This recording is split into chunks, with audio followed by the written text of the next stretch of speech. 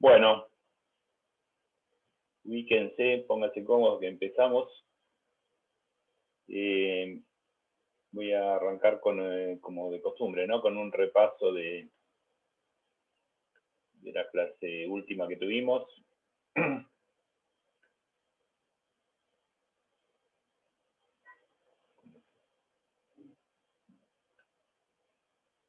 Ahí.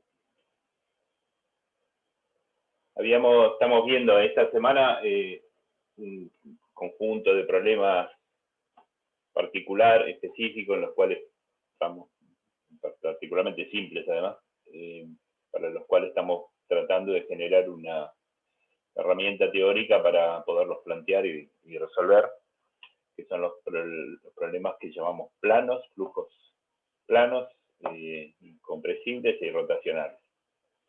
Y con todas esas hipótesis simplificatorias, lo que vemos es que uno puede echar mano de un tratamiento de variable compleja, habida cuenta que esos flujos se desarrollan en un plano y un plano cartesiano equivale al plano complejo. Y en eso está. Hola. Sí, Hola. no nos carga la pantalla compartida. Como dice Daniel Gómez, está compartiendo la pantalla, pero no lo carga. Bueno, a ver. ¿Y ahora? Lo mismo. ¿No se ve? Qué raro. A mí me aparece como que la estoy compartiendo. Es que es una pantalla negra que dice Daniel Gómez está compartiendo la pantalla, pero no termina de aparecer. Ah, será una cuestión de ancho de banda, entonces.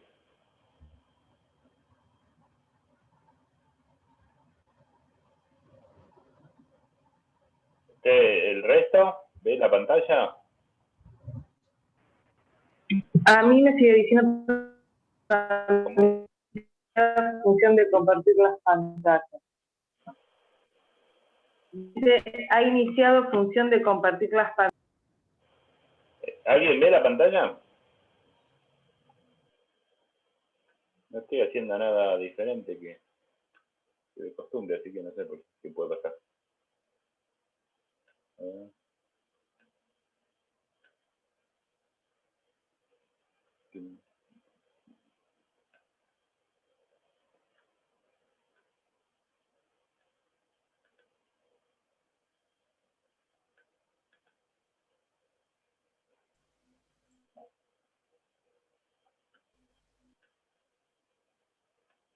A ver, vamos de vuelta.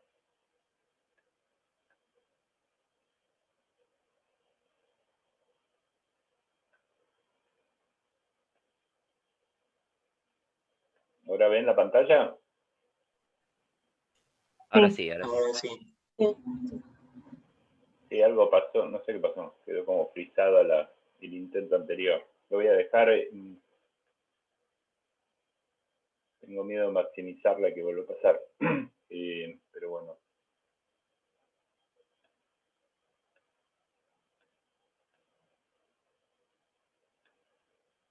Lo voy a dejar así, sí.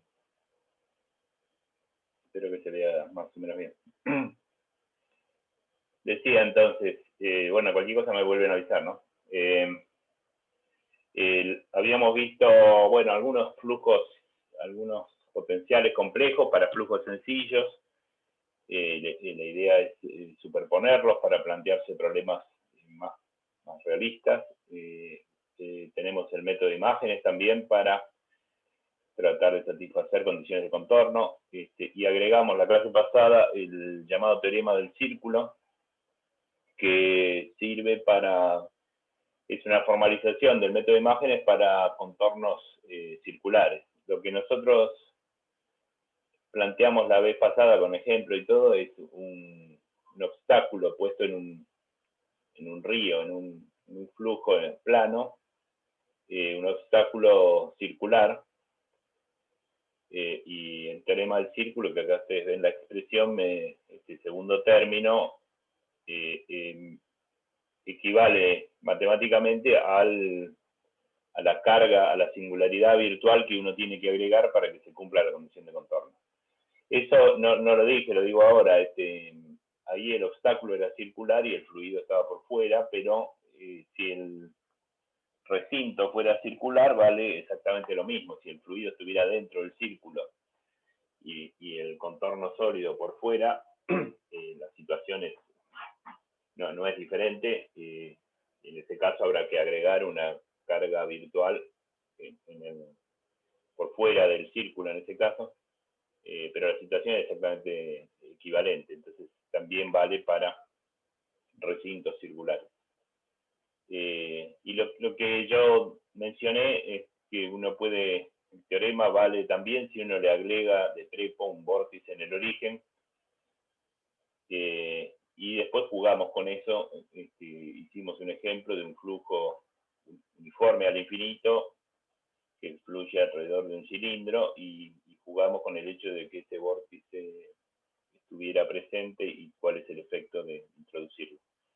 Entonces analizamos los varios casos. Ustedes ven acá las figuras a la derecha de lo que hicimos la clase pasada, y vimos que era útil calcular puntos de estancamiento sobre el perímetro, porque es en esos puntos donde llegan o arrancan las separatrices. Las separatrices son líneas de corriente, pero tienen una propiedad topológica que es separar manojos de líneas de corriente que conectan con lugares distintos. En este caso, las líneas de corriente que evaden al círculo por arriba de las que lo hacen por debajo. Pero bueno, en otros problemas habrá otro tipo de conectividades entre las líneas.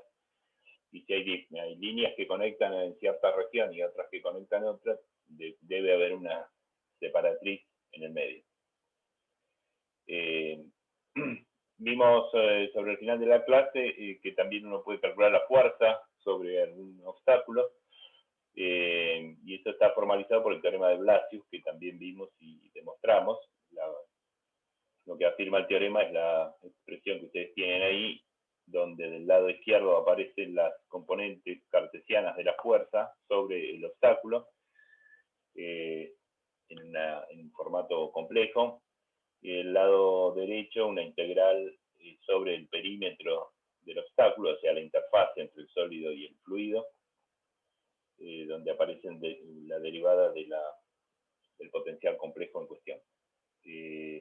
Estas integrales cerradas en el plano complejo, para resolverlas, bueno, uno puede resolverlas por fuerza bruta, o tiene también a disposición, por ejemplo, el teorema de los residuos, ¿no? Que consiste en reemplazar una integral compleja sobre un recinto cerrado por los residuos del integrando que pueda tener en el interior de esa curva cerrada. Bueno, eso es más o menos lo que vimos hasta acá. Seguimos medio para terminar con este capítulo de la materia, con agregando al repertorio algún otro pedazo de teoría para poder ayudar a extender el número de problemas que uno pueda tratar. Por ahora habíamos visto que los contornos, o sea, las paredes que forman el recinto del fluido, o los obstáculos que pueden estar sumergidos en el interior, más vale que tengan mucha simetría, sean paredes rectas o eventualmente círculos. Ahora vamos a ver un resultado muy importante, porque permite expandir ese tipo de perímetros a formas mucho más generales. Para eso vamos a definir primero lo que es una transformación conforme. Se llama así a una transformación de los complejos en los complejos, o sea, una función compleja de variable compleja. Acá pongo z mayúscula como función de z minúscula, o sea, toma valores complejos en el plano z minúscula y los manda a valores igualmente complejos en el plano z mayúscula. O sea, es un mapa complejo, donde el plano original está indicado con letras minúsculas y el plano al que va a parar la transformación con letras mayúsculas. Esa es la notación que voy a usar por hoy. Entonces, una transformación tal se dice conforme si es analítica. Analítica en el sentido de mate 4, o sea, si es desarrollable en Taylor, excepto excepto por algunos pocos puntos singulares. Entonces, básicamente todo el repertorio de funciones complejas que cada uno pueda recordar o inventar son transformaciones conformes. Acá hay un diagrama más o menos para ilustrar esto que estoy queriendo proponer. Del lado izquierdo entonces tenemos el plano complejo, indicado con minúscula, donde cada punto de ese plano es un complejo, z minúscula. Le pongo un contorno, un obstáculo sólido, circular, en este plano original. Y la idea es que, y bueno, y en ese plano, supongamos, hay un problema planteado en ese plano que me dice, por ejemplo, cómo es el campo vectorial de velocidades. En fin, acá hay todo un problema, cualquier problema de la guía, si quieren. La idea hoy va a ser, bueno, inventemos una transformación conforme que me mande z mayúscula de z minúscula. Alguien me dirá cuánto vale esta función. Lo que hace geométricamente es mandármelo cada punto z minúscula, vía esta transformación me lo manda a un punto z mayúscula. A eso le llamamos un mapa, o sea, todo punto de este plano se transforma en un nuevo plano complejo, z mayúscula con parte real x e y parte imaginaria y, todo mayúscula. Y se mapea todo, o sea, en particular el círculo se mapea, no necesariamente en un círculo, depende de la función, cuánto se deforme. Todo el campo vectorial de velocidades original se mapea en un nuevo campo U mayúscula. ¿Y qué más? Bueno, esencialmente eso, las líneas de corriente, en nuevas líneas de corriente, etcétera, ¿no? Este mapa hace que este problema original aparezca distorsionado por la transformación conforme en un nuevo mapa, con ciertas propiedades más o menos obvias. O sea, esta curva cerrada, que es el perímetro del obstáculo, se transformará en una curva cerrada. Hay ciertas propiedades que se van a conservar, sobre todo, bueno, una propiedad importante que es analítica, o sea, es derivable, infinitamente derivable, salvo por algunas singularidades que uno verá. Entonces, si acá hay un vórtice, o sea, un punto singular, se transformará probablemente también en un vórtice, salvo casos muy exóticos. Entonces, de la misma manera, la función compleja que describe el problema original se transformará en un nuevo potencial complejo, W mayúscula, que dependerá naturalmente de Z mayúscula. Ahora, esa nueva potencial complejo lo definimos de esta manera, de la forma natural, o sea, W mayúscula de Z mayúscula, por definición, porque esto es lo que es, no es otra cosa que el mapa. O sea, este nuevo potencial complejo arrastra toda la información del problema original en un nuevo idioma, digamos, pero nada más. Entonces, el W de Z mayúscula es, por definición, igual al W minúscula original evaluado en Z minúscula de Z mayúscula. Es decir, si yo quiero saber cuánto vale el potencial complejo de un punto Z mayúscula como este, lo que tengo que hacer es el mapa inverso, esta función inversa, Z minúscula de Z mayúscula, ver de dónde viene ese punto, y bueno, me dirá, por ejemplo, que viene de este punto minúsculo, y entonces le pregunto cuánto vale el potencial complejo acá. El valor del potencial complejo acá es el valor del potencial mayúscula evaluado en el punto este. Eso es lo que quiere decir esto.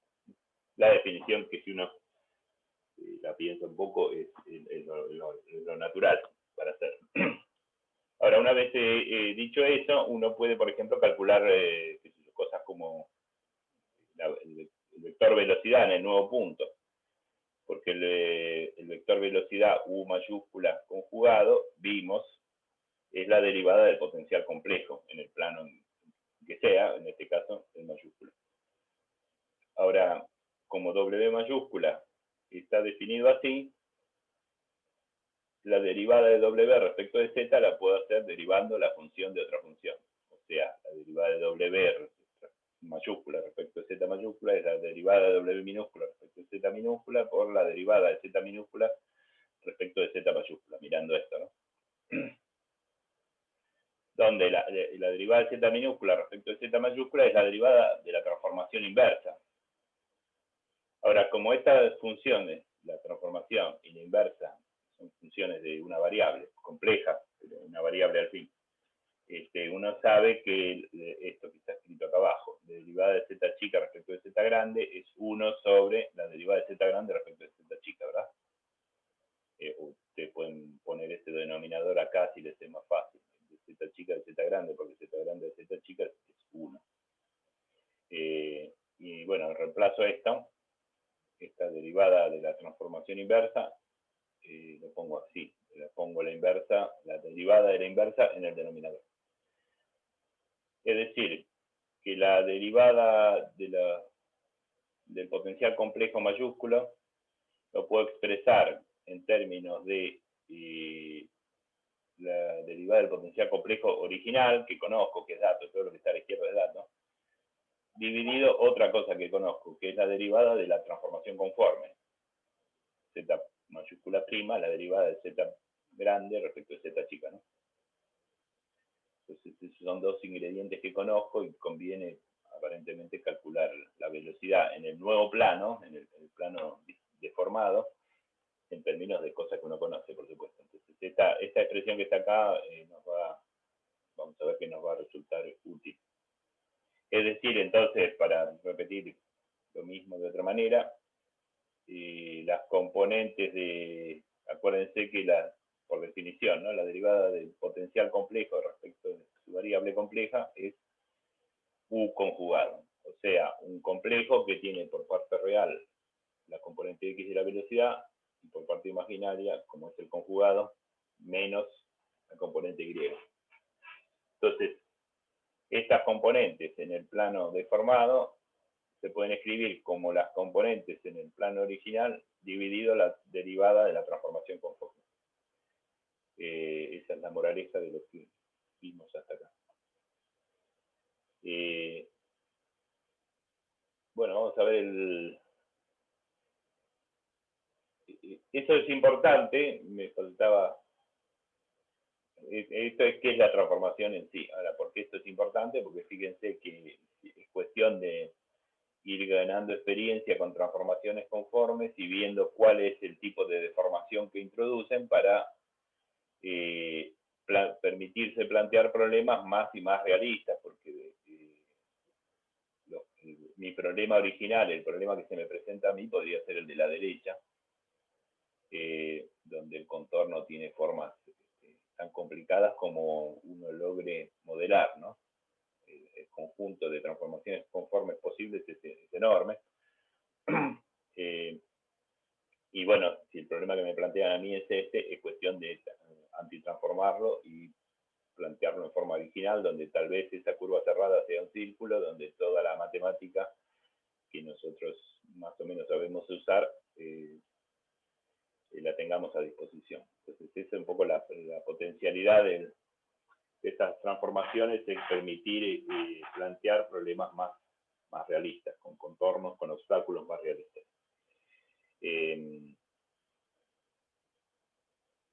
Vamos a ver el teorema de Riemann, que es una especie de teorema de existencia, que me asegura que eso va a ser posible. Por lo tanto, es también muy importante. Me dice que todo contorno cerrado y derivable en el plano mayúscula, o sea, el de la derecha para nosotros, puede mapearse en una circunferencia en el plano z minúscula a través de alguna transformación conforme, z chica como función de z grande. O sea, afirma que existe un mapa. Si yo tengo un contorno cerrado, a eso vuelvo entonces con lo que venía diciendo, si mi problema original es un contorno cerrado con una forma de canto rodado o algo así de arbitrario, o sea, cerrada, y es derivable, el teorema de Riemann me afirma que existe, no me dice cuál es, lamentablemente, pero me dice que existe una transformación que transforma esto en esto. Este teorema no lo vamos a demostrar, simplemente lo vamos a usar, o sea, nos da la confianza de que sabemos que existe. Cuestión entonces de como tantas otras veces, de ir probando transformaciones conformes diferentes y aprender y ganar intuición sobre ellas para ir construyendo problemas con contornos más realistas. Este capítulo en particular está, bueno, en los varios libros de texto que están citados en la bibliografía. En el Patterson en particular hay por lo menos 2 capítulos dedicados a esto para que el que quiera extenderse, no ahora sugiero en el curso de verano, que no van a tener tiempo, pero es un área interesante, porque si uno aprende más y más, hay transformaciones, por ejemplo, muy elementales. Uno puede empezar por lo elementar, una transformación que sea z cuadrado, z cubo o z a la n en general, y jugar a transformar. De nuevo, uno puede usar como herramienta MATLAB o Python, tomar un problema que puede ser simplemente graficar un círculo y aplicar una transformación conforme z a la n, y para distintos n ver en qué se mapea. O un flujo, algo tan simple como un flujo uniforme. Uno puede pensar que tengo un contorno plano abajo y que tengo fluido solo en el semiplano superior, y un flujo uniforme horizontal, algo casi trivial, digamos, y aplicar una transformación z a la n y comprobar, por ejemplo, en ese caso, lo menciono como ejemplo nada más, no sé si me explico, va de nuevo. Tengo un piso que ocupa el semiplano inferior, olvídense del círculo, y un flujo uniforme horizontal U sub 0 que va de izquierda a derecha y desliza libremente sobre el piso. O sea, un viento horizontal sería un problema súper aburrido a esta altura para nosotros. Pero ahora le aplico una transformación conforme, z cuadrado, por ejemplo. Y lo que van a ver es que, ojo, porque lo que se transforma es también, los contornos también se transforman.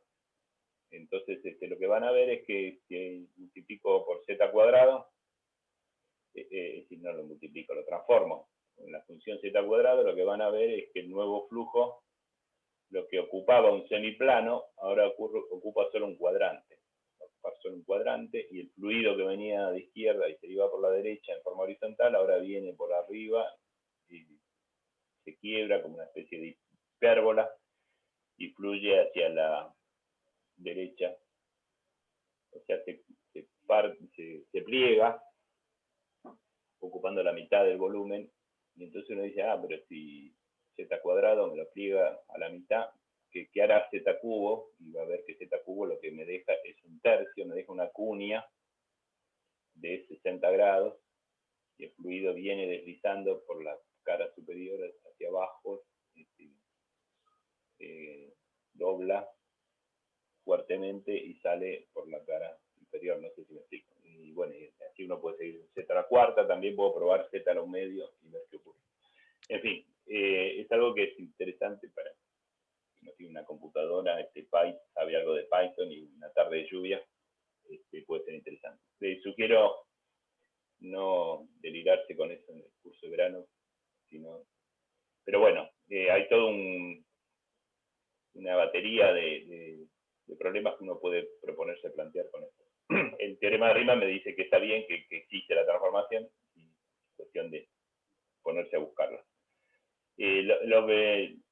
Toda esa digresión termina acá, y entonces sigo con lo que pensaba por hoy.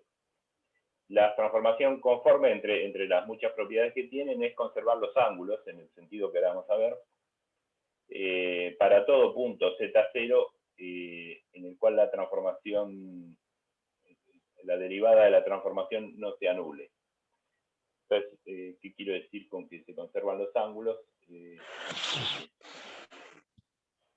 Lo siguiente. ¿Alguien tiene alguna pregunta o comentario? Ok. En el plano original z minúscula, tengo un punto z0 genérico, cualquiera. Lo único que pido es que en z0 la derivada de la transformación conforme, es decir, la función que toma valores en este plano, no tenga derivada nula justo ahí. Y lo que hago es tomar dos puntos complejos vecinos, suficientemente vecinos como para hacer un desarrollo de Taylor de primer orden. Entonces tomo el punto Z1, el punto Z2, vecinos a Z0, de manera que me quedan estos segmentos entre Z0 y Z1. Eso es lo que le presto atención a eso. Y el otro segmento entre Z0 y Z2, entre dos segmentos se forma un ángulo que lo llamo delta tita, minúscula. Ahora, todo eso se transforma vía la transformación conforme, es decir, la función Z mayúscula de Z minúscula toma el valor Z0 y lo transforma a un punto en el plano transformado, digamos Z0 mayúscula. Lo mismo con Z1 va a parar a Z1 mayúscula y Z2 va a parar a Z2 mayúscula. En la medida que tanto Z1 como Z2 sean próximos a Z0, lo propio va a pasar, no necesariamente va a ser la misma distancia, pero si estos están muy próximos, estos también, porque la función es analítica. Y de hecho, si los elegí suficientemente próximos, yo puedo, para cualquier punto vecino, la distancia entre Z y Z grande acá y Z0, desarrollarla en Taylor, ¿no? Si Z mayúscula es vecino, suficientemente vecino de Z0, vale este desarrollo. Desarrollo de Taylor centrado en el punto Z0. Este es los puntos transformados. Z menos Z0 es igual a la derivada primera evaluada en el punto respecto al cual desarrollo por Z menos el punto de referencia en cuestión, y después seguiría, por supuesto, derivadas segundas, terceras, que desprecio, las puedo despreciar de nuevo si Z1 y Z2 están suficientemente cerca. Esto es para un punto genérico Z próximo a Z0, y ahora lo especializo en, por ejemplo, si pongo Z1 minúscula, estoy viendo cuánto vale la transformada de este punto, siendo que es muy cercano a este. Y entonces, si elijo Z1, pongo Z1 acá aparece Z grande 1, ¿verdad? Entonces me queda Z grande 1 menos Z0 es Z' en Z0 por Z1 menos Z0. Lo mismo si pongo el punto 2, y entonces tengo dos desarrollos, uno para Z1, otro para Z2, hago el cociente. O sea, Z1 menos Z0 sobre Z2 menos Z0, y del lado derecho me quedaría Z', tanto en el numerador como en el denominador. Lo simplifico. Para poderlo simplificar necesito que no se anule, por eso la hipótesis. Y del lado derecho, y lo que queda es el cociente de Z1 pero minúscula menos Z0 sobre Z2 menos Z0. ¿Me siguen hasta acá? Ahora vamos a tratar de ver cuáles son las consecuencias. Esto es el desarrollo de Taylor, dos desarrollos de Taylor, uno dividido al otro, es todo matemática bastante elemental. Vamos a ver qué quiere decir esto geométricamente. Lo que quiere decir es lo siguiente: si yo ahora estas diferencias, con lo que estoy trabajando es no tanto con los puntos, sino con las diferencias. La diferencia, por ejemplo, Z grande 1 menos Z grande 0, es este complejo. Este complejo tendrá lo puedo escribir como módulo por E a la I fase, ¿verdad? Entonces hago eso. Entonces, si lo hice con el 1, lo puedo hacer con el 2. Entonces, Z1 menos Z0 es módulo, digamos, R grande 1 por E a la I tita 1. Y abajo, R2 por E a la I tita 2. Y del lado derecho, lo propio lo llamo minúscula. R1 minúscula E a la I tita 1 minúscula, y en el denominador R2 por E a la I tita 2 minúscula. Ahora, esta igualdad entre dos complejos yo puedo tomarle módulo. El módulo del lado izquierdo es igual al módulo del lado derecho, con lo cual estas exponenciales desaparecen y me queda el cociente de los módulos, que son iguales. Y entonces, una vez que hice eso, vuelvo atrás, vuelvo a escribir las expresiones complejas. Como los cocientes de los módulos eran iguales, los simplifico. Y lo que me queda es la igualdad de las fases complejas también. Las fases complejas también son iguales. Y entonces, ¿qué me va a quedar? E a la I tita 1, tita mayúscula 1 en el numerador y E a la I tita 2 en el denominador, cosa que puedo escribir así, E a la I tita 1 menos tita 2. Y lo mismo en otra anotación del lado derecho. Y si esas exponenciales son iguales, lo que son iguales son los argumentos que están en el exponente y que no son otra cosa que la resta de las fases complejas mayúsculas, que la llamo delta tita mayúscula, y que será igual entonces a delta tita minúscula. ¿Qué son esos delta tita? Son las diferencias de fases complejas de estos dos complejos o segmentos. Es el ángulo entre estos dos segmentos, el mayúsculo y el minúsculo. Y lo que veo es que son iguales. A eso se refiere con que las transformaciones conformes conservan los ángulos. O sea, uno tiene un dibujo, el que fuera, con ciertos ángulos, supongamos uno dibuja un cuadrado acá, un cuadrado se va a mapear en un cuadrado infinitesimal, se va a mapear en un cuadrado porque los ángulos de 90 grados interiores del cuadrado tienen que ser iguales. Y, bueno, si fuera un triángulo, los otro tanto, tienen esa propiedad. Bueno, pero lo importante es lo anterior, es que esas transformaciones conformes existen y que me aseguran que si yo tengo un perímetro, una curva cerrada, la puedo mapear en un círculo.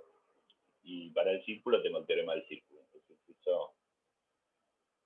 eso es lo que vamos a querer hacer. Lo que voy a hacer de acá en adelante es usar una transformación conforme particular que se llama transformación de Joukowski, que en la literatura en Joukowski lo van a encontrar escrito de diversas maneras, empezando con Z, con Y, con S.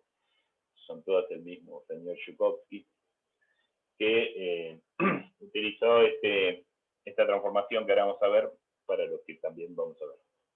La idea es ver si, hablando de aplicaciones útiles, en vez de ver cómo fluye el agua alrededor de un canto rodado, que podría ser interesante, pero no necesariamente útil, es ver si yo puedo pensar en las alas de avión. La idea es que un avión que tiene una cabina que se lleva la mayor parte del peso, y donde están las personas y los equipajes, todo eso es antiaerodinámico, digamos, nada de eso ayuda a que el avión vuele, pero es la parte útil del vuelo, digamos. La parte útil para la sustentación del avión son las alas. Cuanto más grandes sean las alas, mejor. Cuanto mayor superficie presenten al aire para apoyar las alas en el aire y obtener una fuerza de sustentación, mejor. Entonces, lo que vamos a hacer es pensar en ese ala de avión, que es un objeto tridimensional, pero lo cortamos con un plano vertical, y entonces lo que queda es el perímetro del ala cortada con ese plano.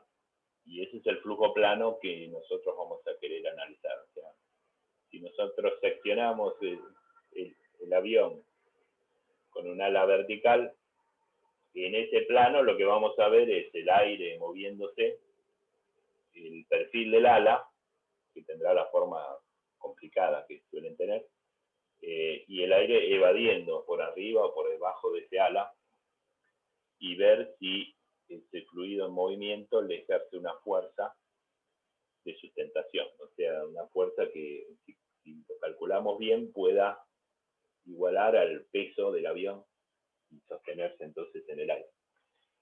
Ese es un poco el objetivo. Ahora que el perfil del ala, uno puede empezar con un perfil circular, es decir, hacemos un avión con una ala cilíndrica, un cilindro. En este caso el corte nos va a dar este círculo, y este problema no solo lo podemos hacer, ya lo hicimos el otro día. Vimos el otro día que efectivamente aparece una fuerza de sustentación sustentación, una fuerza que no es en el sentido de movimiento del fluido, sino que es perpendicular. O sea, esa fuerza cumple con lo que uno está proponiendo como fuerza de sustentación. Pero bueno, una ala cilíndrica es medio pobre. Entonces, tratemos de ver algún perfil un poco más realista. En esta dirección va la transformación conforme que plantea Joukowski. Solo es un principio, después hay refinamientos a esto que les cuento ahora. La transformación en cuestión es simplemente decir que z mayúscula es z minúscula más un parámetro c real al cuadrado sobre z. Es básicamente sumar z más su inversa, más o menos, con un parámetro c. Es decir, lo que es esto es una familia de transformaciones conformes de parámetros c. O sea, uno puede jugar a variar el valor de c y obtener cosas distintas. Entonces, tanto como para empezar, vamos a ver aquí. Si yo arranco con un círculo en mi plano z minúscula, ¿en qué se mapea esto? ¿Qué forma toma este perímetro vía la transformación de Joukowski? Entonces, para eso, bueno, en el plano z minúscula, esto ya lo hicimos otras veces, tengo un círculo de radio A, la circunferencia, la ecuación de la circunferencia en notación compleja es esto, es z igual a por e a la i tita, donde tita es una variable real que va de 0 a 2pi, ¿verdad? O sea, a es constante, es el radio, y a medida que yo voy variando tita entre 0 y 2pi, voy barriendo la circunferencia en este sentido. Cuando tita vale pi sobre 2 estoy acá, pi, 3pi sobre 2, y cuando llega a 2pi estoy en el mismo lugar en donde estaba en tita igual a 0. ¿Okay?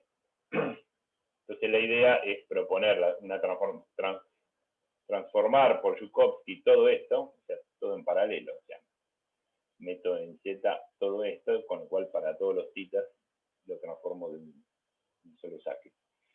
Entonces hago esto. Es decir, donde dice z pongo a por e a la i tita más c cuadrado sobre a por e a la i tita, y bueno, y me fijo qué es eso que obtuve.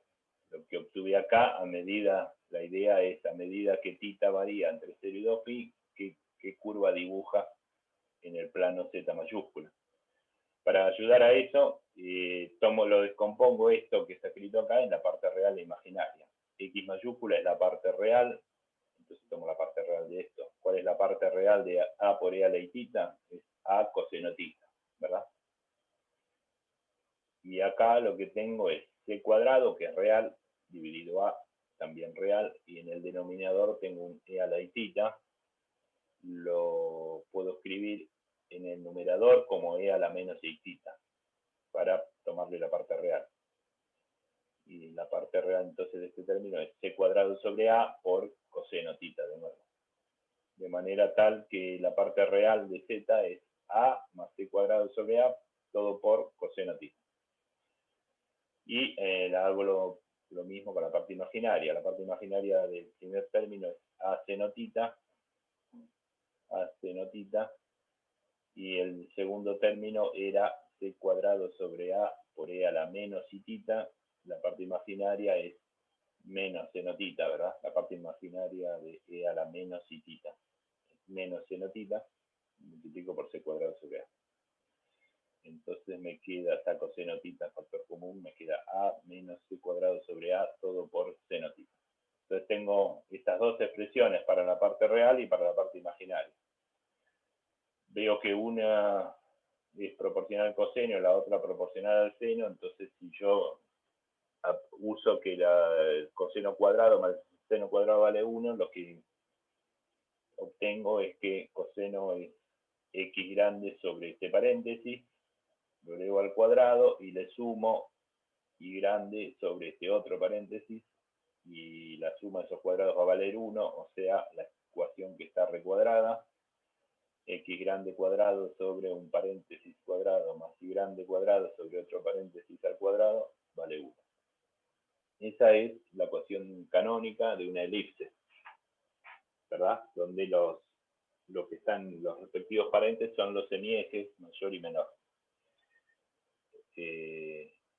A más C cuadrado sobre A, que está dividiendo acá, es el semieje del eje X, y lo propio con el del eje Y, como en un caso sumo y en el otro resto la misma cosa, evidentemente el del eje X es mayor que el del eje Y, entonces por eso lo llamamos semieje mayor, y este es el semieje menor.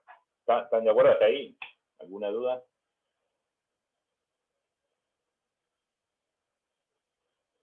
Okay. Todo bien hasta acá. Bueno, gracias. Entonces, ¿qué estamos jugando todavía con una transformación que nos proponen y ver para qué sirve, qué es lo que hace? Entonces, por ejemplo, si yo dibujo una circunferencia, esa circunferencia se mapea vía esta transformación en una elipse. La elipse es más o menos elongada según el parámetro C. El parámetro C de la transformación dirá, qué sé yo, si C, bueno, obviamente, si C vale 0, es la transformación idéntica, ¿no? Z grande es igual a Z chica, es una transformación trivial, mapea una circunferencia de radio A en otra circunferencia de radio A, lo cual es fácil comprobar. ¿Sí? A medida que C crece, cuanto más crece C, más se estira este lado de la elipse y más se reduce este otro. ¿Ok? Entonces, va a aumentar el valor de C, elonga a la elipse. Entonces hasta ahí uno dice, bueno, el día que tenga un perfil elíptico, juego con esto, elijo el valor de C que más o menos acomode al problema que me dieron y hago la transformación inversa de esta y resuelvo para el círculo, aplico el teorema del círculo que ya sabemos, y ese sería un poco el objetivo. Ahora, un caso particularmente interesante en el que me voy a detener es el elegir C igual a A. C parámetro de la transformación igual a A radio del cilindro. Son dos cosas que son dos parámetros que pueden no tener nada que ver, pero ¿qué pasa si elijo eso? ¿Qué pasa si C vale A? Fíjense que si C vale A, este lado termina valiendo, bueno, A más A cuadrado sobre A, o sea, 2A. Este lado vale 2A, pero el problema lo tiene el otro lado. Si C vale A cuadrado sobre A es A menos A vale 0. O sea, lo que tengo, en el caso C igual a A, es una elipse colapsada, donde no sé si llamarla elipse, o sea, un semieje vale 0. Entonces lo que uno termina teniendo es que una circunferencia se transforma en una elipse aplastada, totalmente aplastada, un plano. Y uno dice, bueno, pero un plano es mejor descripción de un ala de avión, este plano aplastado, que un círculo. Entonces esto puede ser interesante como primer modelo de un ala de avión. En este caso sería un ala de avión de papel. Los avioncitos de papel que todos hemos armado alguna vez. El corte con un plano vertical me daría un ala perfectamente plana. Disculpa, Daniel. Sí, te escucho. ¿Estas transformaciones conformes preservan el área de las figuras? Creo que no. A ver, el área de esta elipse es pi por A es pi por un semieje por el otro. Es decir, lo podemos ver, creo que no, pero podemos verlo. Es pi por A más C cuadrado sobre A por A menos, o sea, es la suma por la diferencia. Ahora, la suma por la diferencia es pi, es A cuadrado menos C cuarta sobre A cuadrado. Creo que no, que es más chica, porque esto obviamente es pi por A cuadrado, y esto es pi por A cuadrado menos C cuarta sobre A cuadrado, es más chica. O sea, no. No hay razón que por las... No. Uno puede buscar algunas de ellas, por ahí sí. Si preservan las áreas. Bueno, es interesante, no sé. Uno puede buscar transformaciones conformes que preserven áreas. Pero entonces el tipo de... Sí, está bien. Debe haber algunas donde lo que tiene que hacer es deformar, claro, hay algo con la divergencia de igual a 0 o algo por el estilo. No, la respuesta es, en general no, esta no. Uno puede buscar algunas transformaciones conformes que conserven áreas. Con lo cual el mapa es simplemente distorsionar todo, pero sin cambiar ningún área. Debe haber, pero no sabría decirte cuál. En este caso no tiene el misma área. De hecho, cuando en esta transformación particular, el área encerrada por una elipse aplastada es 0. Así que mal puede tener la misma área que la circunferencia. Pero está bien la pregunta. Entonces vamos a ver ese caso particular, o sea, el valor de C lo igualamos al radio del círculo. Entonces la transformación es esta que ustedes ven acá, ¿no? O sea, nada, es un caso particular del anterior, pero es en el que nos vamos a detener. Es un ala de papel que tiene una extensión, una longitud 4A, 4 veces el radio del círculo. Y lo de acá abajo digo lo que ya dije en realidad. Vamos a suponer que el nuevo contorno corresponde a un corte de un ala plana de avión. Entonces, tal vez lo que podemos hacer es un poco temprano para el intervalo, pero me parece mejor, porque si no después voy a tener que cortar el tema por la mitad. Entonces, bueno, eso es lo que vamos a hacer. Hagamos un intervalo, si les parece, son 10 menos 10, un poco pasadas, hasta las 10. A las 10 en punto sigo. ¿Me parece? Dale, ok. Okay.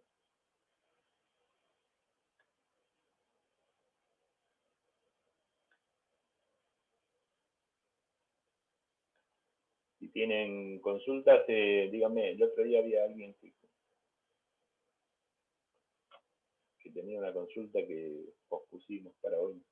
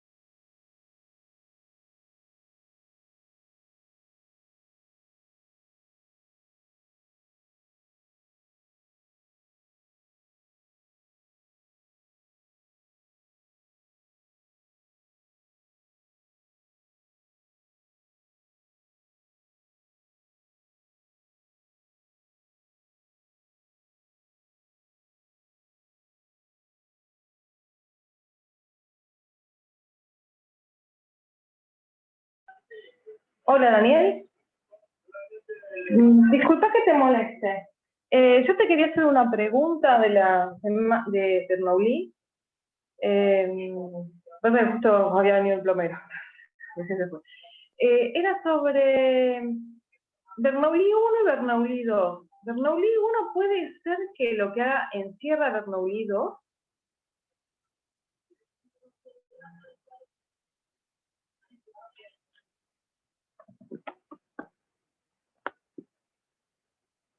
No te escucho, me parece que tenés el micrófono apagado, ¿puede ser?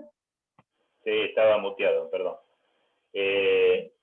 Bernoulli 2 es más general porque vos pedís una hipótesis adicional, que es que sí rotacional.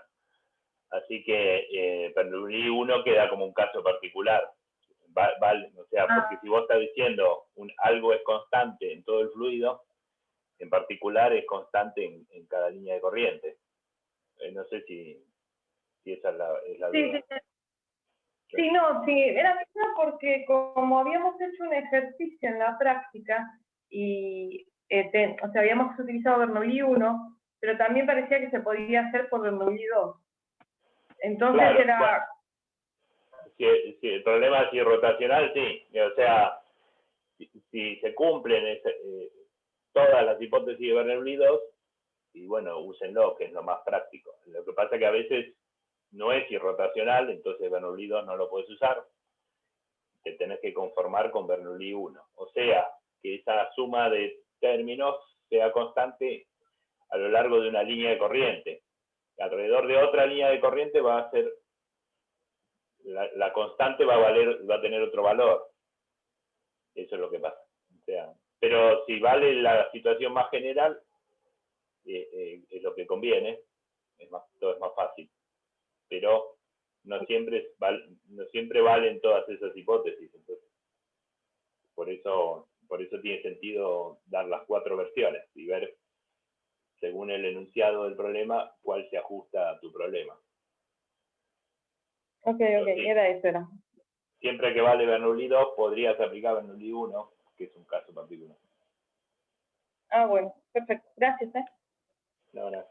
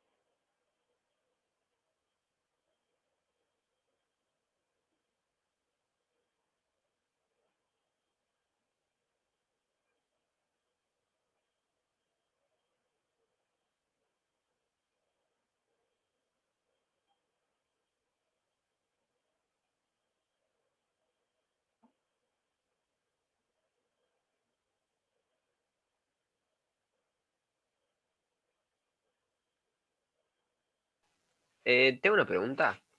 Sí, claro. En la clase pasada vimos que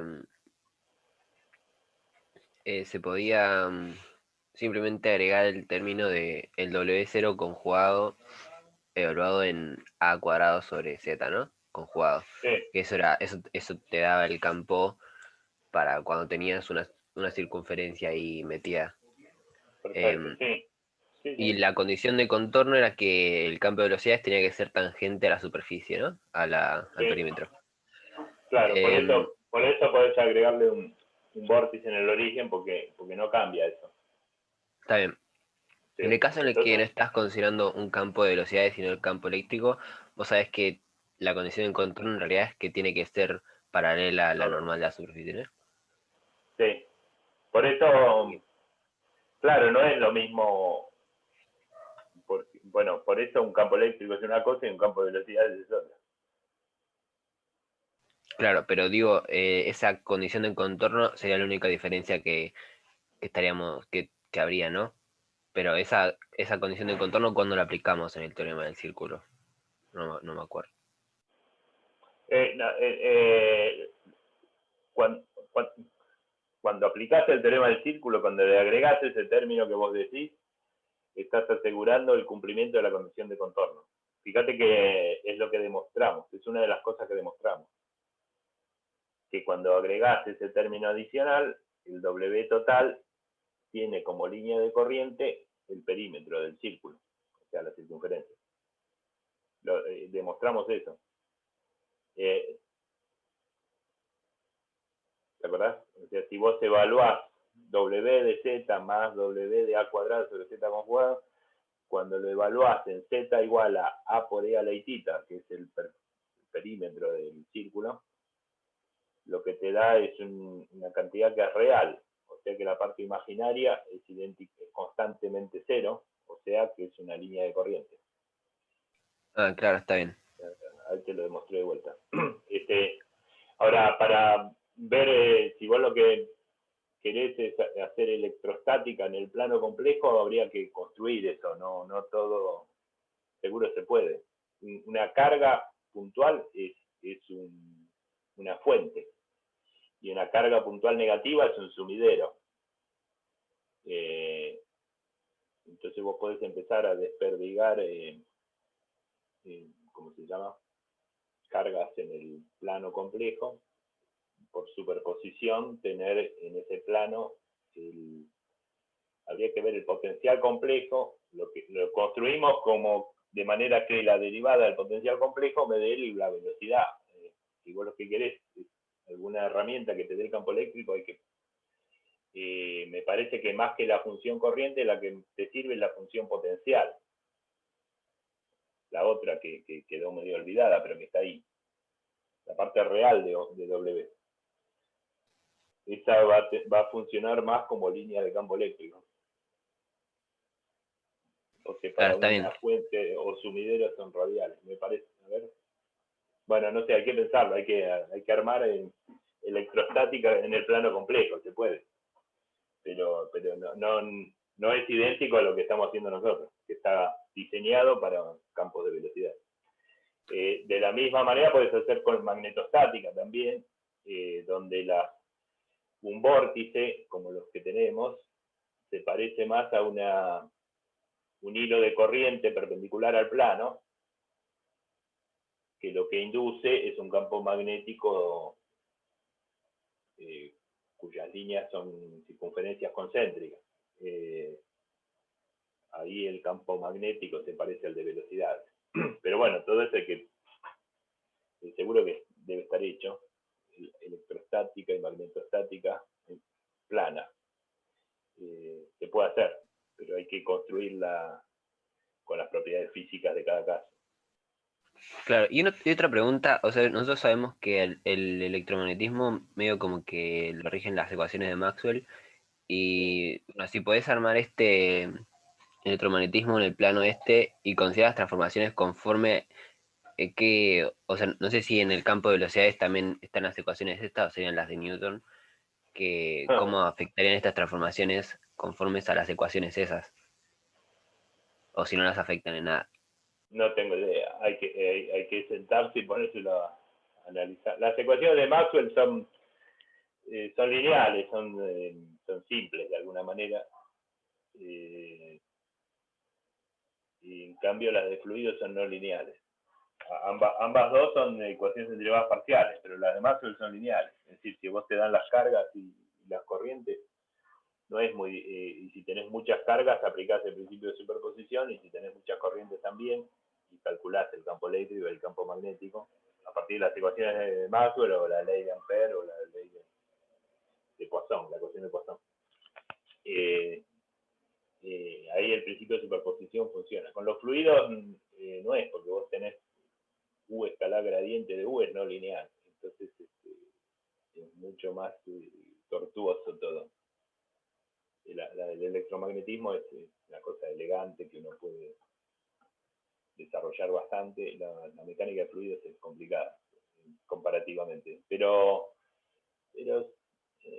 eso que vos proponés, no sé, es cuestión de investigarlo, de sentarse y hacerlo. No ahora, como digo, cuando termine la materia, cuando tengas un rato, hay que pensarlo, hay que ir avanzando en eso. Puede ser que haya papers donde parte de eso esté hecho, no lo sé, pero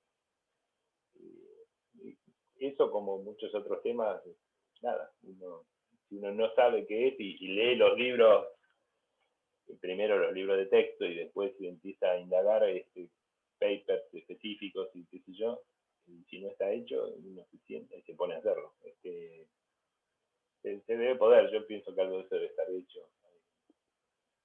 Pero como el electromagnetismo, en los casos eléctricos y magnéticos se puede avanzar más rápido, seguramente.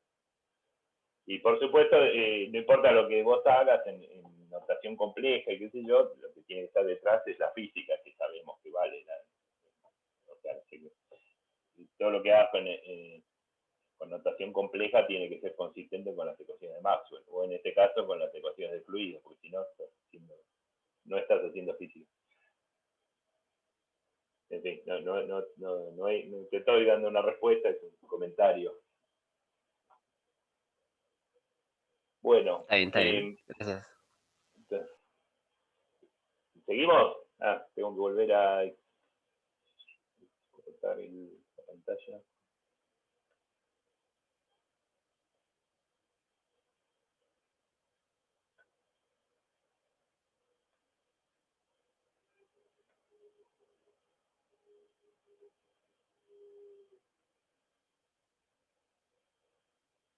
Voy a probar a maximizarlo, a ver si...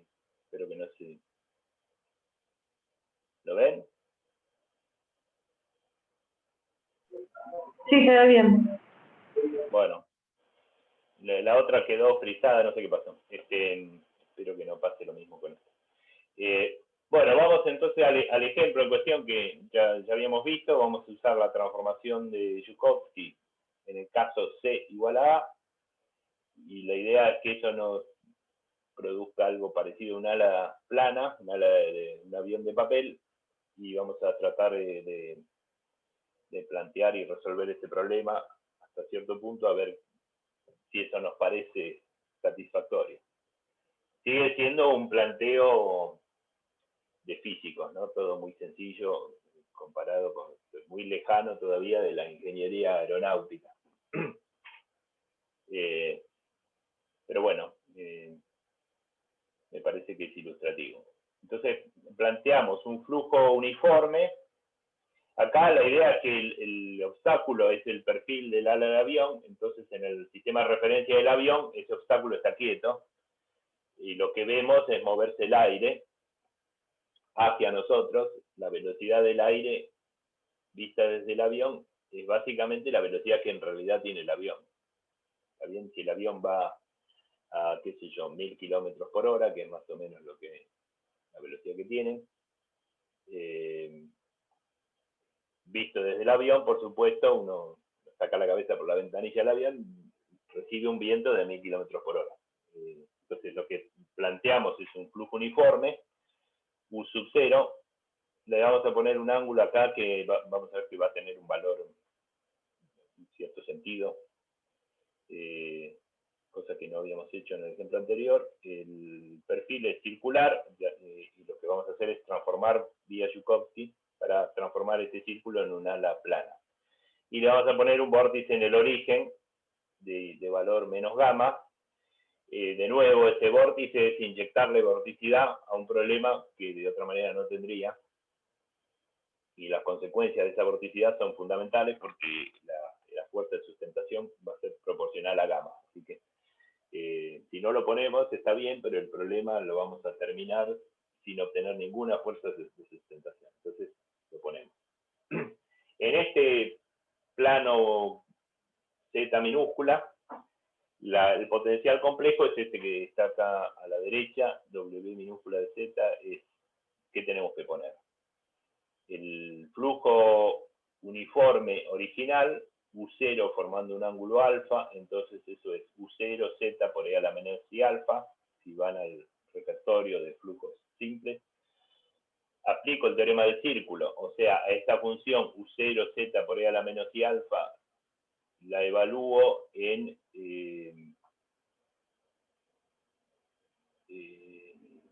a cuadrado sobre Z. Entonces, bueno, es medio más un conjugado y un conjugado. A ver, me mareé un poco. El U0 es un coeficiente, un parámetro real, no se conjuga ni nada, así que le sacamos factor común. Lo que tengo es Z por E a la menos I alfa, lo que hay que hacer es, en vez de Z, hay que aplicarle, en donde está Z, hay que poner a cuadrado sobre Z, que es lo que ustedes ven acá, conjugado. Y el E a la menos I alfa lo dejo. Al resultado lo conjugo, con lo cual en el denominador me queda el conjugado del conjugado, y el E a la menos I alfa, al conjugarlo, me queda E a la I alfa, que es lo que ustedes ven.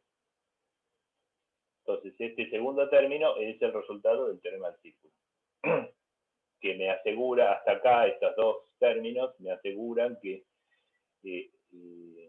la circunferencia radio A es una línea de corriente, lo pueden volver a verificar, pero lo demostramos cuando demostramos el teorema, así que si no hicimos nada mal, va a seguir valiendo. Y el último término es el vórtice en el origen, que es gamma sobre 2pi, es menos gamma sobre 2pi. Lo que pasa es que 1 sobre i es menos i, entonces lo puedo elegir y escribirlo de esta manera. Logaritmo de z menos nada, porque está en el origen. ¿Ok? Entonces, este es el potencial complejo en este plano original, que no es el que me interesa, porque acá lo que tengo es un círculo. Este problema, salvo el alfa, ya lo hicimos la clase pasada. La idea hoy entonces es transformarlo por Joukowski, y este alfa es lo que se llama el ángulo de ataque en aeronáutica, el ángulo que forma el viento con el eje del avión, con lo que sería la horizontal del avión. Y vamos a ver si tiene un efecto. Y por eso arrastramos ese otro parámetro. Entonces transformamos por Joukowski en el caso particular de donde el parámetro C de la transformación vale A, el radio del cilindro. Y lo que vamos a hacer es calcular el campo de velocidades transformado, o sea, el U mayúscula. Entonces rescato algo que teníamos creo que en la transparencia anterior, U mayúscula X menos I por U mayúscula Y, es por supuesto la derivada del potencial complejo en el plano transformado, que no estoy dibujando todavía, pero eso vimos que por derivada de función de otra función se puede escribir como un cociente de la derivada del potencial complejo minúscula dividido la derivada de la transformación. Y eso es práctico porque esas dos cosas, el numerador y el denominador, los tengo. Entonces, la derivada del potencial complejo es la derivada de esto que escribimos recién, y bueno, lo derivo. El primer término es fácil, es U0 por E a la menos I alfa. El otro término hay que derivar 1 sobre z, es menos 1 sobre z cuadrado. Lo derivo y arrastro todas las constantes, por supuesto, y el último es la derivada del logaritmo, 1 sobre z. Entonces, en el numerador tengo la derivada compleja de todo esto. Y en el denominador hay que derivar la transformación conforme, esto que, bueno, lo tienen acá arriba, solo que C vale A. Entonces la derivada de la transformación en el denominador va a ser 1 menos A cuadrado sobre Z cuadrado. Entonces ahí tengo, lo que tengo es un híbrido. Tengo cuánto vale el potencial complejo, perdón, la velocidad, el campo vectorial de velocidades, pero está en función no de z mayúscula, sino de z minúscula. Uno podría ponerlo en función de z mayúscula, pero vamos a ver que no hace falta. En realidad, seguramente no conviene. No, porque lo prolijo sería en el plano mayúscula tener las componentes de la velocidad en función de las coordenadas en ese plano, o sea, z mayúscula, habría que, cada vez que dice z chica, reemplazarlo por z grande, buscando la transformación inversa, que es una cuadrada, no es muy difícil, se puede hacer, todo se puede hacer, pero no conviene, entonces no lo hago. Lo que tengo es entonces las componentes de la velocidad en el plano transformado, pero en función de las coordenadas en el plano original, en este, donde todavía está el círculo. Es medio un híbrido, pero si uno sabe qué es lo que está haciendo, no debería haber problemas. En particular, eso me da el campo vectorial de velocidad en todo punto donde haya fluido. Es un montón de información. Vamos a calcularlo justo sobre el contorno del ala. Cuánto vale la velocidad del fluido en cada punto que esté en contacto con el ala plana ahora. Porque ya vimos que el ala va a ser plana. Eso lo tengo acá, ¿no? Es este dibujo que está acá. El círculo se transforma en este ala plana. Lo que todavía no sé es cómo es el fluido en este nuevo plano transformado. Tengo las componentes de la velocidad, podría calcular la línea de corriente, todavía eso, en eso estamos. Entonces, ¿cómo identifico los puntos del ala? Los puntos del ala son bueno, en el dibujo es fácil, matemáticamente son los puntos transformados del círculo. O sea, en este plano serían esos puntos. A por E a la I tita, para tita barriendo de 0 a 2pi. Todos esos puntos se mapean en el ala plana. Eso ya lo vimos. Y como justo esta función está en términos de z minúscula, eso es lo que hago. O sea, especifico esta función de z minúscula a la que llegamos en los valores a por e a la i tita. Y pienso que tita va a ir variando entre 0 y 2pi. Es la variable de este problema. Entonces hago esto. Donde diga z, lo reemplazo por a por e a la i tita. Entonces, bueno, el primer término queda igual, denominador. Acá pongo a por e a la i tita, me queda a cuadrado por e a la 2 i tita en el denominador. El a cuadrado se simplifica y me queda 2 i tita en el denominador. Lo pongo así. A e a la i alfa que ya tenía, menos 2 tita. En vez de ponerlo en el denominador, pongo e a la menos 2 i tita. Y acá, de nuevo, pongo a por e a la i tita en el denominador. Acá está la a. Y acá está el e a la menos i tita en el numerador. ¿Ok? Por supuesto, tengo que hacer lo mismo en el denominador. A cuadrado por e a la 2 i tita acá abajo. El a cuadrado se va. Me queda 1 menos e a la menos 2 i tita. Entonces ahí tengo los componentes del vector velocidad en el plano transformado en términos de tita, que es el ángulo de polares del plano original. El prolijo esto un poco, que es lo que hago, creo que multiplico arriba y abajo, multiplico por e a la i tita para simetrizar esto un poco. La idea es que por ejemplo, estas exponenciales, si están más o menos simetrizadas, se pueden reemplazar por senos o cosenos. Entonces multiplico por e a la i tita, tanto arriba como abajo, por supuesto. Entonces me queda e a la i tita menos alfa, este término. Acá, como tenía menos 2 tita, me va a quedar e a la i alfa menos un solo tita. Y en el último término se va a ir porque tenía e a la menos i tita. Me queda solo un factor. Abajo multiplico por e a la i tita, me queda e a la i tita menos e a la menos un solo i tita. Entonces, este denominador, por ejemplo, se parece al seno de tita. Por eso lo hice. Y por eso lo vamos a reemplazar ahora en el paso siguiente, en la transparencia siguiente. Una pregunta antes de pasar. O sea, entiendo que si lo que digo está bien, entonces eso del seno no va, pero, o sea, lo que pregunto debe estar mal, pero bueno, cuando, al principio del ejercicio, cuando dijiste, bueno, por el teorema del círculo, tengo que mandar el z al denominador y conjugarlo. Cuando conjugás Acá, sí, ese exponente de de la exponencial no es con un menos, porque tenés z e a la menos i alfa, cuando lo mandás al denominador y lo conjugás te queda positivo, y no, cuando no, lo no. pasas... E a la menos i alfa es un factor constante que queda ahí. Lo mismo que el U0. Ah, o sea, z no es el radio del z, no es el módulo del z. A ver, pará. El término original, el que describe el flujo uniforme, es U0, Z por E a la menos I alfa. Es el producto de tres factores. Dos de ellos son constantes. U0 es una constante real y E a la menos I alfa es una constante compleja. Ah, perdón, La pensé que la- estabas escribiendo z en polares. no, no, no, no. No, no, no. Un flujo uniforme. Esto es distinto de lo que hicimos el otro día. El E a la I alfa no estaba el otro día. Pero lo que expresa el E a la menos I alfa es que fíjate, lo que tenés que hacer para obtener la velocidad es derivar de W a de Z. Entonces, sí, solo el primer término. Si lo derivo, como es trivial porque hay que derivar Z, me queda U0 E a la menos I alfa. U0 E a la menos I alfa es una constante compleja que tiene, eso es U conjugado, ¿no? Es esto es UX menos I, UI.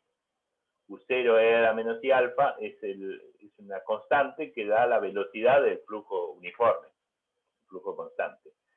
U0 por E a la menos I alfa es un vector que tiene como parte real U0 coseno alfa, como se ve acá, y como parte imaginaria menos U0 seno alfa. Pero ese es el conjugado, entonces la velocidad es más U0 seno alfa. O sea, este vectorcito que vos ves acá, en notación compleja, vale, su conjugado vale U0 E a la menos I alfa. Claro, ahí va, perdón. Gracias. Claro, este E a la menos I alfa es un factor constante que no hay que hacer nada al principio. Entonces, lo que dice el teorema del círculo es, donde diga Z, reemplazarlo por A cuadrado sobre Z, que es lo que estoy diciendo acá. Perdón, por A cuadrado sobre Z conjugado. Y después todo el término, conjugarlo de vuelta. Entonces, por un lado, el conjugado lo volvés a conjugar y queda como está. Y por el otro, por primera vez conjugás esto y te queda, por eso te queda más. ¿Me explico? Perfecto, perfecto. Bueno, ahora sí pasó. Entonces decía, en el denominador quedó E a la I alfa menos E a la menos I alfa, y si uno recuerda que el seno de tita se define así, en términos de exponenciales complejas, y entonces es el reemplazo que vamos a hacer. Y en el numerador, parecido, ¿no? A ver, vuelvo a la página anterior. En el numerador también queda E a la I tita menos alfa menos E a la I alfa menos tita, que lo puedo poner como menos I tita menos alfa. Entonces también queda E a la I algo menos E a la menos I el mismo algo. Entonces en los dos casos reemplazo por el seno. ¿Está bien? Y es por eso que hice el paso anterior de multiplicar, para simetrizar un poco estas expresiones. No, para el otro lado. Entonces, en el denominador, perdón,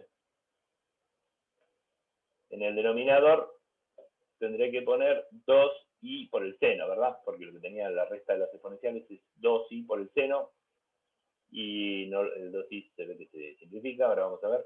Y arriba, parecido, es u0 que estaba ahí, 2i por el seno de esto otro, de una resta de ángulos. Entonces divido por arriba y abajo por 2i, por eso el 2i no está, pero en este otro término también había un i, está simplificado. simplificado, y hay que dividir por 2 también, por eso queda 4pi. Está bien 2pi nada. Entonces, por supuesto, esto, como cualquier otra cosa, chequenlo. A veces me equivoco, pero en este caso creo que está bien. Entonces, si ustedes miran, la expresión que quedó finalmente es real. Ahora vamos a ver qué quiere decir eso. Pero también, fíjense que si ustedes se acuerdan, este gamma mayúscula sobre 4pi por a era algo que con lo que habíamos trabajado ya en algún ejemplo anterior. Efectivamente, si uno va a algunas par teóricas atrás, gamma mayúscula sobre 4pi u0a lo habíamos llamado gamma minúscula, que era un factor adimensional. Y acá podemos forzar eso si sacamos factor común u0. Saco factor común u0 y ese término constante me va a quedar exactamente gamma minúscula. Entonces hago esto. Por otro lado, lo que estamos calculando son componentes de velocidad, así que ¿en qué unidades tiene que estar? En unidades de una velocidad. Entonces acá aparece u0, que es la velocidad característica de este problema, y me queda un cociente de cosas adimensionales, porque el seno no tiene unidades, y el gamma habíamos visto que es adimensional. Entonces, esta es la expresión para, les recuerdo, son las componentes cartesianas de la velocidad en el plano transformado sobre el ala de avión, en todos los puntos que están en contacto con el ala. Como esto es real, evidentemente, esto es real, quiere decir que la parte imaginaria de la velocidad es 0, es idénticamente 0, o sea, ui es 0. Lo cual está bien, porque si yo quiero saber las componentes de la velocidad en todo este perímetro, en este dibujo, la condición de contorno es que la velocidad tiene que ser tangente al perfil en todo punto, o sea, no tiene que tener componente vertical. Perfecto, entonces, por eso esto me da real. O sea, estoy verificando que la condición de contorno en el plano transformado está exactamente bien. La componente horizontal u sub x vale, bueno, esto que está acá, según θ. Θ, les recuerdo, es la componente polar es en este espacio original. Pero uno puede ver todos estos puntos de la circunferencia en este plano, se mapean en todos estos puntos en esta elipse achatada. ¿De qué manera? Y bueno, meto a por e a la y θ, que son todos los puntos de la circunferencia, los meto en la transformación conforme. ¿Y qué me va a dar? Creo que ya lo hicimos, pero se puede hacer de nuevo. Me queda a por e a la y θ más a cuadrado sobre a por e a la y θ en el denominador, o sea, a por e a la menos y θ. Entonces me queda a por e a la y θ más e a la menos y θ, eso es 2 veces coseno, ¿verdad? Entonces me queda que z mayúscula es 2a coseno, que también es real, es un complejo que solo tiene parte real, es decir, todo lo que estoy diciendo es todos estos puntos se mapean en este segmento. El segmento tiene dos caras, tiene esta cara superior, mientras θ va variando de 0, cuando θ vale 0, el coseno de 0 vale 1, entonces z vale 2a, o sea, estoy acá. Parte real 2a, parte imaginaria 0. A medida que θ avanza, cuando θ vale pi sobre 2, cuando θ vale pi sobre 2, el coseno de pi sobre 2 es 0, entonces efectivamente llegó a z mayúscula igual a 0, o sea, estoy acá.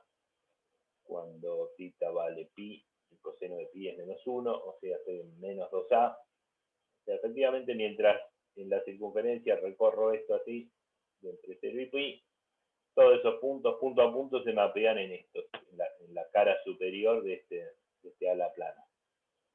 Y bueno, y después, si quieren conseguir, van a verificar que entre pi y 2pi están mapeando la parte inferior. ¿Ok? El profe. Sí. ¿Hola? ¿Qué? Sí. ¿Se escucha? Sí, yo te escucho. Bien, sí, quería preguntar que, bueno, si en este caso, en plano XY grande, o sea, Z grande, el ángulo también es θ, o sea, ¿por qué habíamos probado el teorema de Riemann los dos θ, θ grande y θ chiquito? Me explico. O sea, el teorema de Riemann No, eso tomarlo como no cualquier ángulo, o sea, los ángulos que se conservan son entre dos. Si acá vos tuvieras una arista, si en vez de un círculo fuera un cuadrado, un triángulo, un pentágono, esos ángulos se conservan. No cualquiera. Estos son ángulos que parten, este es el ángulo de polares, y acá no hay ningún ángulo, o sea, simplemente lo que estoy diciendo es que este punto va a parar acá, este punto es este punto es es como uno esperaba, o sea, si vos agarrás esta circunferencia y la aplastás, los puntos de la circunferencia original van quedando los puntos consecutivos acá. Eso es lo que digo, porque si no, vos tenés esta función en función de θ, y vos decís, ¿y acá tiene θ? Si acá no hay, no es el θ de polares de acá. Pero entonces, ¿en qué caso se cumple lo que habías obtenido del teorema de Riemann? A lo mejor, sí, ahora que lo pienso por ahí, digo, si yo estoy por acá, el θ de lo que pasa es que el θ de polares es 0, habría que, la verdad que no lo sé, no sé cómo relacionarlo, porque estos no son ángulos acá, son simplemente, es para ilustrar la ubicación en la que estoy. Si yo dijera, bueno, el punto de θ igual a 30 grados, que está por acá, acá sería 2a coseno de 30, que no sé cuánto vale, está por acá. Es para ubicar este punto. Es como se mapea. Estos no son los ángulos de polares en el plano transformado. Entonces, bueno, entonces sé dónde, es decir, entonces en función de ese θ, yo puedo querer saber, bueno, a ver cuánto vale para θ igual a pi sobre 2, θ igual a pi sobre 2, sé que estoy parado acá en el medio del ala, en la parte de arriba, pongo θ igual a pi sobre 2 y me fijo cuánto vale u sub x. Entonces, sabré cuánto vale la componente horizontal de la velocidad en cada punto del ala. Dado, sí, por supuesto, me tiene que dar como dato u0, alfa y gamma, que son constantes del problema, ¿no? Bueno, el gamma es un conjunto de constantes del problema. Entonces, eso lo puedo hacer, lo podría graficar si me dieran todos esos datos. Lo que voy a hacer es parecido a lo que habíamos hecho la clase pasada, buscar puntos de estancamiento, porque uno dice, bueno, acá tengo el ala plana de avión, y tenía mi flujo uniforme original que forma un ángulo alfa, es un viento que viene más o menos así, un poco inclinado. Fíjense que acá esa inclinación tiene un efecto, es lo que se termina llamando ángulo de ataque. Y por supuesto va a haber líneas de corriente que evaden el ala por un lado y líneas de corriente que evaden el ala por el otro. Pasan por abajo o las que pasan por arriba. Quiere decir que en el medio de esos dos manojos de líneas tiene que haber una separatriz. Y bueno, ¿cómo se buscan las separatrices? Lo que vimos es que las separatrices se entierran en el perímetro en puntos de estancamiento. Estoy dibujando acá, todavía no lo hicimos, ahora lo vamos a hacer. Pero si la línea de corriente, si la separatriz es, supóngase, esta, ¿por qué tiene que ver una separatriz con el punto de estancamiento? La separatriz tiene que ver con que de un lado las líneas de corriente van a evadir el ala por arriba y del otro lo van a evadir por abajo. Entonces la línea de corriente va a terminar en algún punto, supóngase acá. Efectivamente, la línea de corriente que está justo arriba va a ser esto, cualitativamente, va a ser esto, va a chocar contra el ala y va a tener una velocidad horizontal negativa, porque si va a pasar por acá. Mientras que la que está justo abajo de la separatriz va a llegar hasta acá también y va a tener una velocidad horizontal positiva. Es decir, que a un lado y otro de la separatriz la velocidad cambia de signo, pasa de negativa a positiva. Quiere decir que en el punto medio la velocidad horizontal va a ser 0, o sea, un punto de estancamiento. Entonces buscamos puntos de estancamiento en todos los puntos en contacto con el ala, o sea, todos estos. Quiere decir, busco en qué casos esto da 0, ¿no? U sub i es 0 siempre, ya lo vimos. Q sub X va a ser 0 cuando yo diga que esto valga 0, o sea, el numerador vale 0. Entonces busco esto, los puntos de estancamiento tienen que cumplir que seno de tita menos alfa sea igual a menos gamma, o sea, anular el numerador.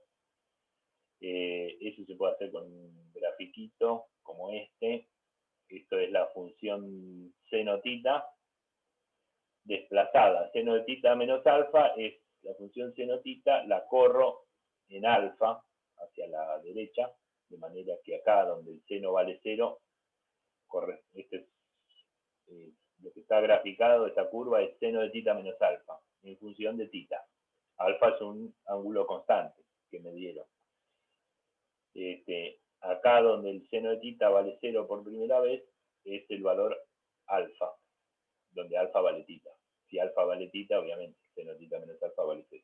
Entonces, está desplazada la función seno hacia la derecha en un valor alfa. Entonces, por lo demás, es la función seno. Y yo lo que quiero es que ese gráfico, seno de tita menos alfa, se iguale a menos gamma. Gamma es otra constante, menor que 1, supongamos. Entonces, menos gamma es una constante negativa, menor que 1. Esta recta horizontal que está acá abajo corta en 2 puntos a la función seno. Entonces, tita 1 y tita 2 son los ángulos que corresponden a puntos de estancamiento. El primero, tita 1, es más chico que alfa, es un valor entre 0 y alfa.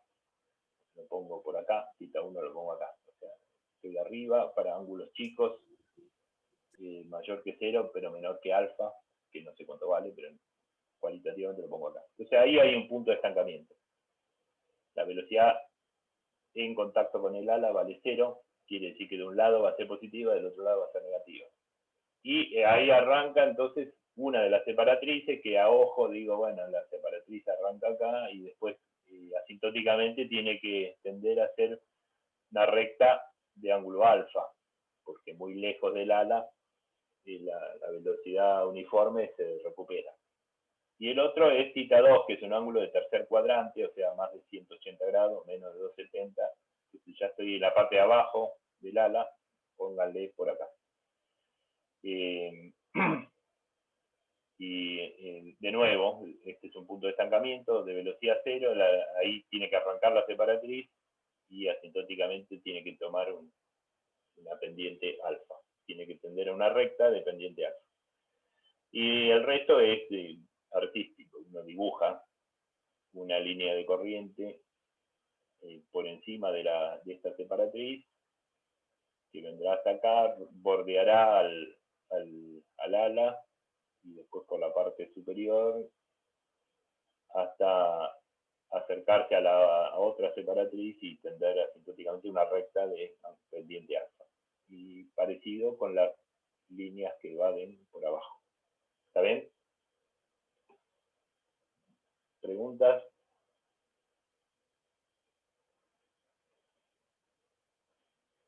Bueno. Esto es para los puntos de estancamiento, que los uso como ayuda para ubicar más o menos cualitativamente las separatrices. Una vez que tengo las separatrices, después son manojos de línea más o menos, van no paralelos exactamente, pero más o menos. Eso más o menos me da una idea de cómo es el flujo alrededor de este perfil. Además, en este problema, todavía no dije nada de esto, tengo un seno tita en el denominador. O sea, esto no solo va a tener puntos de estancamiento, o sea, puntos nulos, sino también puntos singulares. Cuando se anule el seno de tita, la velocidad va a ser infinita, en principio, salvo que se anule el numerador también. Entonces, eso es lo otro que hay que decir. Tita igual a 0 y pi son puntos singulares. Pongo en principio porque alguna de esas singularidades se puede evitar, a lo mejor. 0 y pi, ¿qué es? ¿Dónde queda? Queda justo acá en estas partes que son puntiagudas, digamos, del perfil. Es lógico esperar que la velocidad acá sea infinita, ¿no? Porque, bueno, no sé, si en algún lado iba a ser infinita, tiene que ser acá, porque es justo la punta del ala. La curvatura de la línea de corriente es enorme acá. Pensemos que es un ala de papel, así que el espesor de esto es 0, así que tanto acá como acá. Eso no se puede evitar, es parte de la simplicidad que hemos usado para este ejemplo, pero bueno. Ahora, les dejo un ejercicio, casi dos ejercicios. Uno es este. Una de estas singularidades se puede evitar, porque yo acá tengo varios parámetros, ¿no? U0, alfa, gamma, que a su vez es producto y cociente de otros parámetros.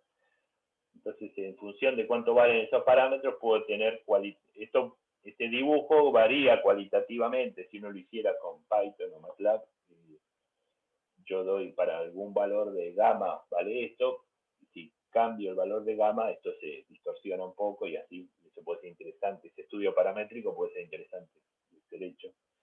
Lo mismo con alfa, el ángulo de ataque alfa, qué función cumple. Fíjense que si alfa fuera 0, esto sería más sencillo, obviamente. Si alfa fuera 0, o sea, si el viento viniera en forma horizontal, todo esto sería casi trivial. Como la condición de contorno es que la velocidad deslice libremente, no habría mayor problema. O sea, el viento que venía por arriba fluye por arriba y el de abajo fluye por abajo. La separatriz estaría en el eje X. Salvo por el vórtice en el origen que distorsionaría un poco eso. Entonces, cambiar alfa tiene, a medida que varía o alfa, todo este gráfico se distorsiona. Y bueno, eso si realmente me interesara las consecuencias de este problema, es una cosa que podría hacer. La pregunta es si yo puedo,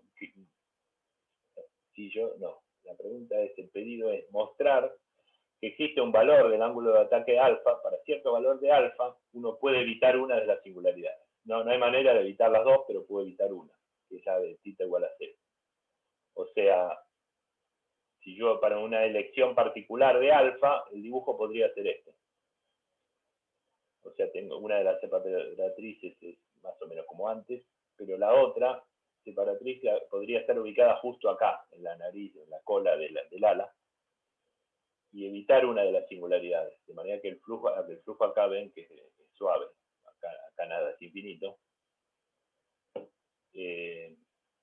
Puedo hacer eso, no tengo suficientes parámetros para evitarlo del otro lado también. Ese es el pedido. Ver para qué valor de alfa la situación sería esta. ¿Ok? Y para terminar ya por hoy, en estos minutos que quedan, vamos a usar también otra de las herramientas que vimos, que es el teorema de Blasius. Una cosa importante, una vez que este problema lo tengo planteado, es ver cuál es la fuerza del fluido sobre el ala. Justamente, en realidad, es la razón por la que hicimos todo esto. Bueno, ¿cuánto vale la fuerza de sustentación? Sería este fluido que se mueve y tiene toda ese movimiento alrededor del ala, valga la redundancia, ¿qué fuerza le ejerce al ala? Pensando que ese ala en realidad está unida a una cabina donde hay un montón de pasajeros y de valijas, y la pregunta es si esa fuerza de sustentación podría equilibrar al peso, para que los aviones funcionen como sabemos que funcionan. Entonces, para eso tenemos el teorema de Blasius, que la formalización del cálculo de la fuerza, que dice, les recuerdo, esto que está acá.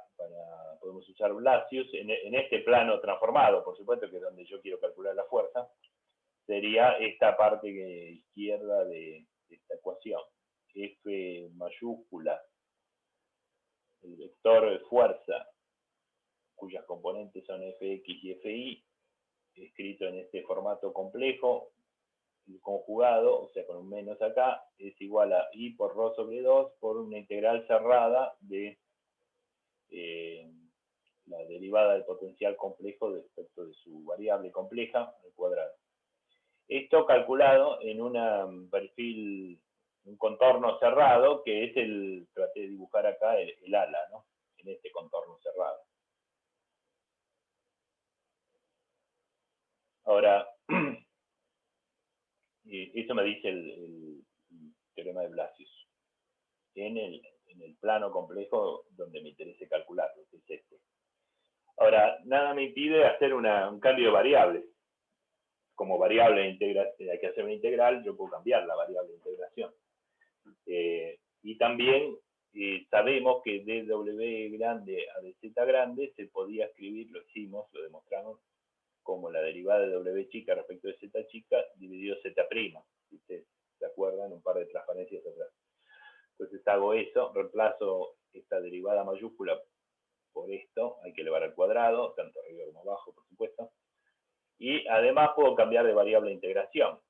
Y el cambio de variables puede ser exactamente la transformación conforme. En vez de usar z grande como variable de integración, uso z chica. Entonces, diferencial z grande lo reemplazo por z prima diferencial, ¿no? De z grande a de z chica por diferencial z chica.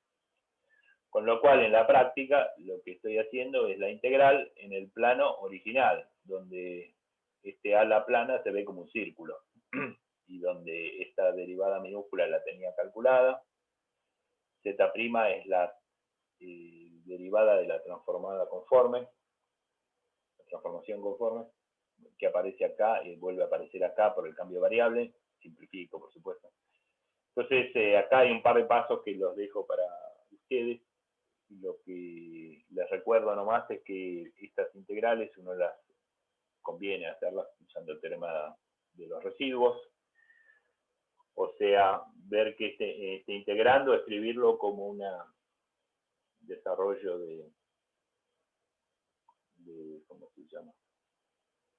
Desarrollo de Taylor, con todas sus potencias positivas, pero en principio también con sus potencias negativas. Entonces, ¿cómo se llama? Desarrollo de Lorentz, ¿no?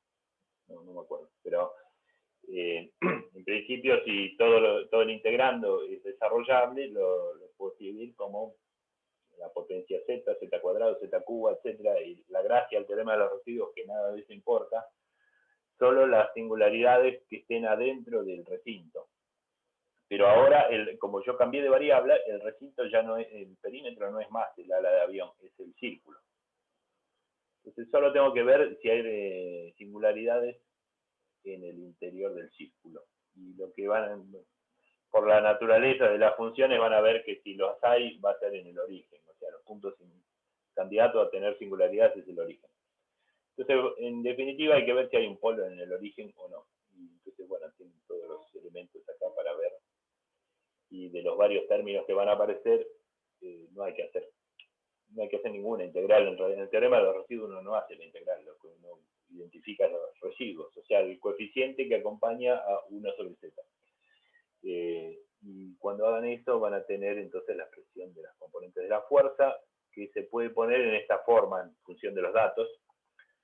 Rho por U0 por gamma, y el resto de los factores se puede poner como E a la menos I, y agrupando acá, por ahí hay una constante I que se puede poner como E a la I pi sobre 2, y hacer que se pueda escribir de esta forma. Puesto de esta forma, es un complejo lo que tengo. Fíjense, o sea, cuál es el módulo de la fuerza, lo tengo acá, es Rho por U0 por gamma.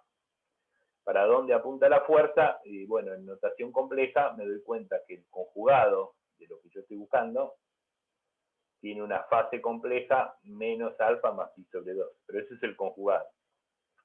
Y lo que yo quiero son las componentes de F, o sea, Fx y Fi, sin este menos, digamos.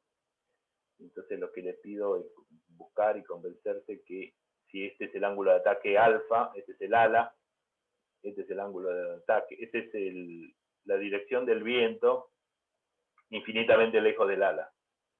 Lejos del ala, las líneas de corriente son todas rectas con pendiente alfa. Que la fuerza que resulta tiene esta orientación perpendicular al ángulo de ataque.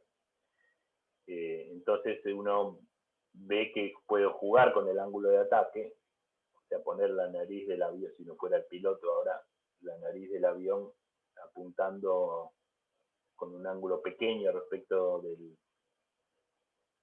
la dirección del viento, obtener una fuerza no solo vertical de sustentación, sino también una componente de la fuerza en la dirección horizontal.